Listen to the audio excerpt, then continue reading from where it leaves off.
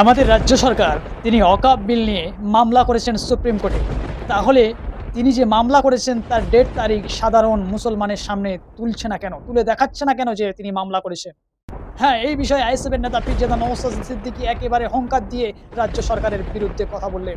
দেখুন তিনি কি বলছেন, সম্পূর্ণ ভিডিওটা দেখুন এবং আমাদের পাশে থাকুন। রাজ্যের মুখ্যমন্ত্রী সম্পূর্ণরূপে মিথ্যাচার করেছে। রাজ্যের মুখ্যমন্ত্রী মাল্লাতে দাঁড়িয়ে বলছেন যে ওয়াকফের বিরুদ্ধে নাকি রাজ্য সরকার মামলা করেছে। আমি এই বসিরহাটের জমিন থেকে, বসিরহাটের এই মাটি থেকে রাজ্যের মুখ্যমন্ত্রীর কাছে বার্তা দিতে চাই, আপনার রাজ্য অর্থাৎ পশ্চিমবঙ্গ সরকার যে মামলা করেছে সুপ্রিম কোর্টে, তার ডেট আর মামলার ডায়েরি নম্বর প্রকাশ করা হোক, তাহলেই জানতে পারবো আপনি কত ধরনের সত্যি মামলা করেছেন।